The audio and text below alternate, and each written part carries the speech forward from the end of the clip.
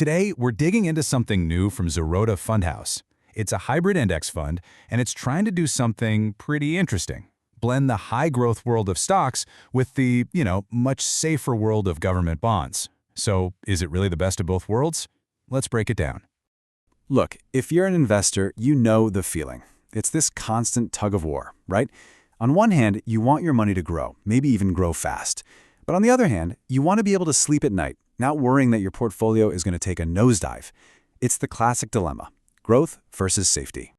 So, does this hit close to home for you? You see the potential of the stock market, you see those big numbers, but the day-to-day craziness, the volatility, it just makes you a little uneasy. Well, you're not alone, and that's the exact problem this fund was designed to tackle. So the idea here is to give you a pre-packaged solution, so you don't have to choose between one or the other. It's meant to be a simple way to get that balance. But what's actually under the hood? All right, let's decode this thing. The name itself, 70-30, is actually the biggest clue. So let's break down exactly what that means and see where your money is actually going. You can think of this fund like a pre-made meal kit. The recipe is already set for you. It's a 70-30 split. 70% of your money goes into stocks for that growth potential, and the other 30% goes into government debt to add some stability. It's a fixed ratio, which means the fund automatically handles the rebalancing to keep it at 70-30. It really takes the guesswork out of it for you. Okay, so let's zoom in on those two ingredients. That 70% in equities, it tracks the Nifty LargeMidcap250 index. Basically, you're getting a slice of 250 of India's biggest and some of the most promising up-and-coming companies. That's your engine for growth. Then you have the other 30% in government securities, or GSECs. This is basically you lending money to the government. It's widely considered one of the safest investments around, and it acts as a kind of shock absorber for the rest of your portfolio. And here's a really important point.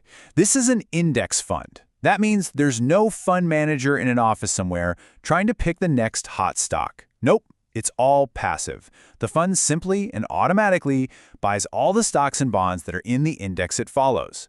It's a rules-based approach designed to keep costs low and take human emotion out of the investing equation.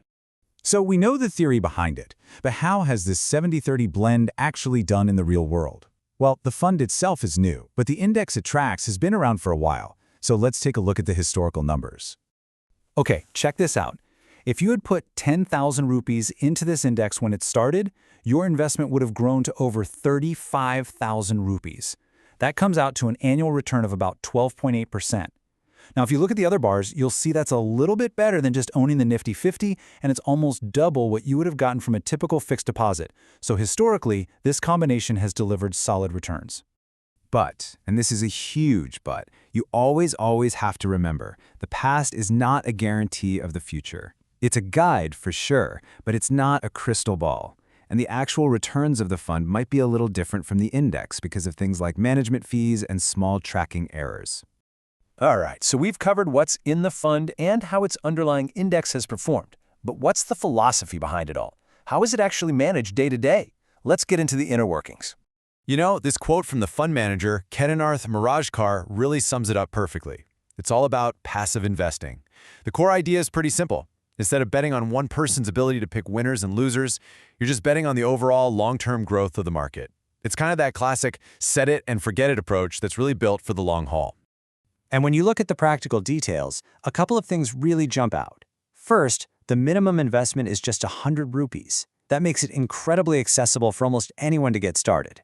Plus, there's no exit load, so no penalty if you need to take your money out, and there's no lock-in period at all. It's built to be really flexible. Okay, we've talked a lot about the potential upside. Now it's time for probably the most important part of this whole discussion, the fine print. Let's get real about the risks involved and how you'd be taxed on any gains. So let's be absolutely crystal clear about this from the get-go. The official riskometer for this fund puts it in the very high risk category. This is not a low-risk investment, and it's so important that you understand that right up front. You might be wondering, wait a minute, how can it be very high risk if 30% is in super safe government bonds? Well, it's because that 70% in stocks is the dominant part of the fund, and that part is fully exposed to the ups and downs of the stock market. The bonds act as a cushion, sure, but they can't completely protect you from volatility. This is still, first and foremost, a growth-focused investment. Now, for taxes, this part is really key. It all depends on how long you hold on to the fund. If you sell within 1 year, any profit you make gets taxed at 20%. But if you hold on for more than a year, things get a lot better. The first 1.25 lakhs of your profit are completely tax-free, and anything above that is taxed at a much lower rate of 12.5%. So this fund is definitely structured to reward patient, long-term investors. And just one last little thing to know. There's a stamp duty of 0.005% that's applied whenever you invest. It's a tiny percentage, but it's a mandatory charge, so it's good to be aware of. So we've decoded what's inside the fund, we've looked at its past performance, and we've gone over the risks and taxes. Let's pull this all together. What's the final takeaway, and how do you figure out if this is the right fit for you? Okay, so here's the summary in a nutshell. What you're getting is a simple 2-in-1 blend of stocks and bonds. It's passively managed, which means you're not paying high fees for some active stock picker. You get diversification built right in, and it's super easy to get started with just 100 rupees.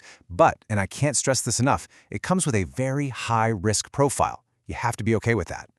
So, before you even think about putting money into this, here are 3 questions to ask yourself. First, does a fixed 70-30 split actually work for your personal risk tolerance? Second, are you truly comfortable with a very high-risk investment and the big market swings that can come with it? And third, how does this fund fit into your bigger, long-term financial goals? At the end of the day, this fund is basically a premixed recipe that tries to solve that age-old investor dilemma. It's a simple, hands-off approach to balancing growth with a bit of stability. So the real question you have to ask yourself is, are you the kind of investor who wants that pre-made recipe, or do you prefer to pick out all the ingredients yourself? Your answer to that question will probably tell you everything you need to know.